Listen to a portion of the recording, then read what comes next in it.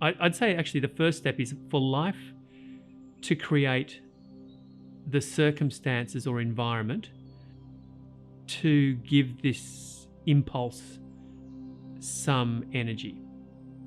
So that would be the first thing. So life circumstances can be extreme suffering, they can be peaceful space, it can be, but a lot of the time a human being won't, once it's established in its structure, a human being won't want to change that if it doesn't need to, just to conserve energy and survive. The human has a great efficiency in it.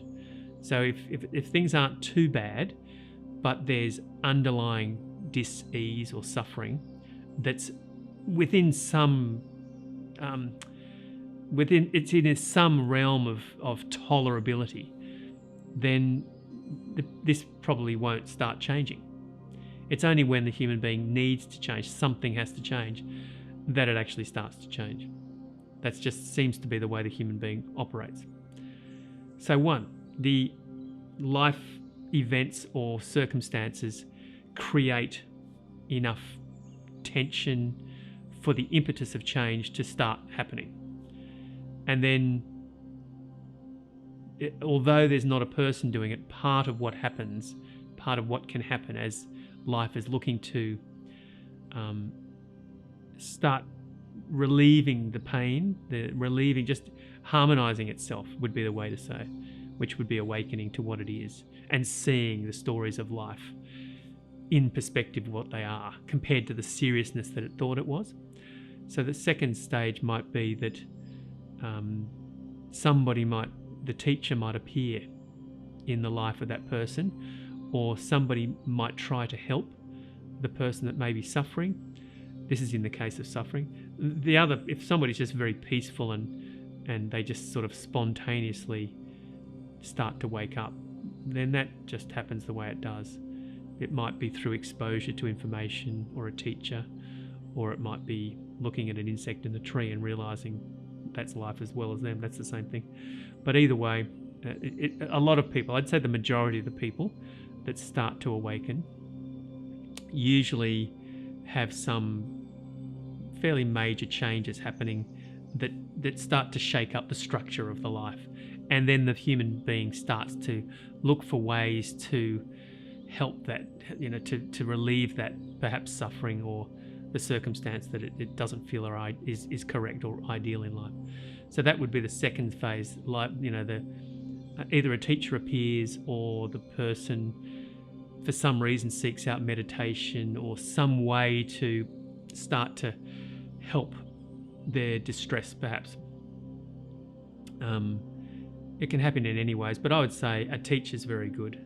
Someone to guide the person to at least start looking in the right direction. And there are all sorts of guides or teachers, and some of it may confuse the person further.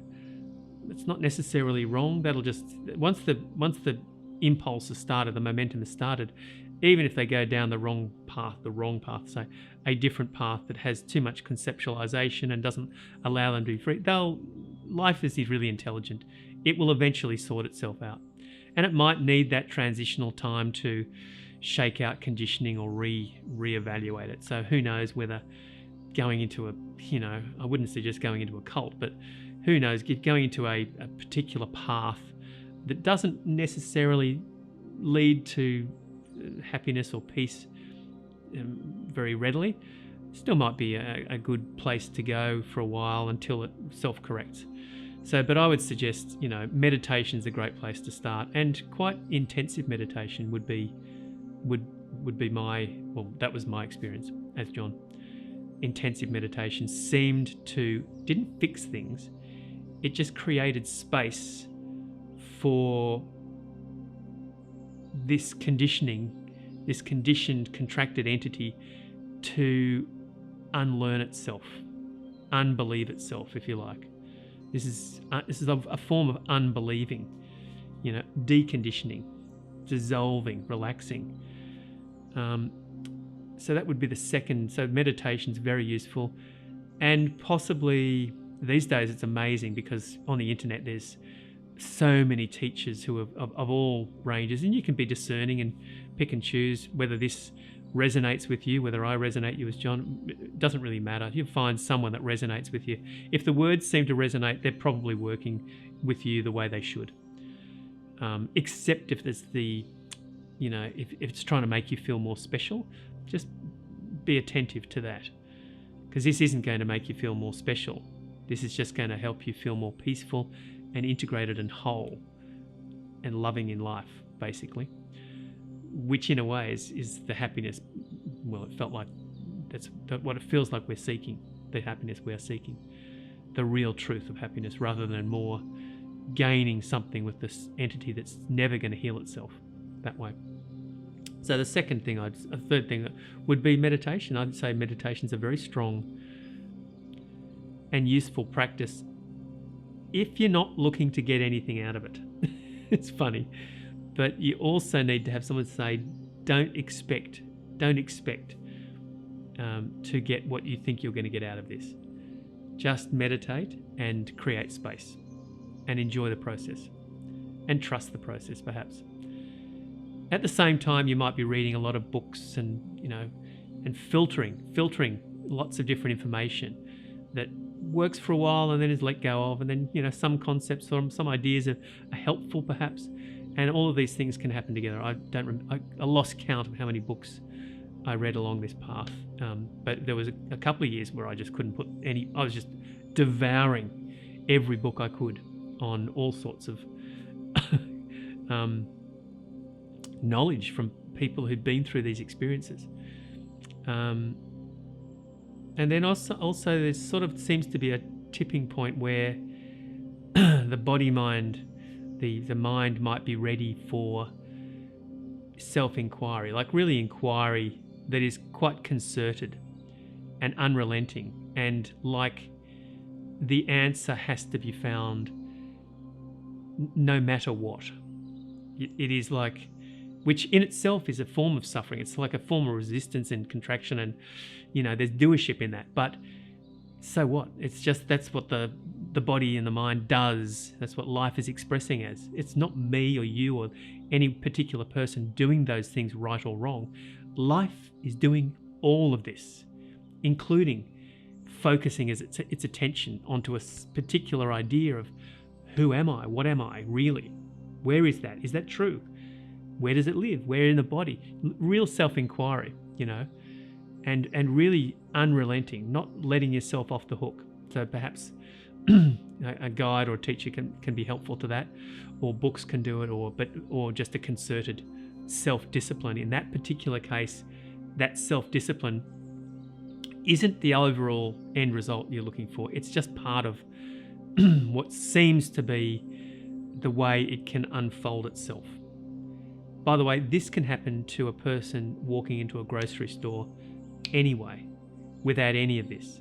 If that body and mind, the conditioning of that body is spontaneously primed to do that. It's just like, oh, okay, I see. How did I not see that? That's what happened. It was like when this change happened, it was after a lot of concerted effort. But then when the moment was the moment that the mind changed its perspective, or released or decontracted, or whatever way you want to say it, an awakening. It is looking at it, and it's humorous. It's so insignificant because it's always been there. It's always been that way anyway, that it's almost humorous and peaceful and easy, simple. I think self-inquiry can be very useful. And then perhaps some support to tell you that it's okay. Whatever's happening is okay.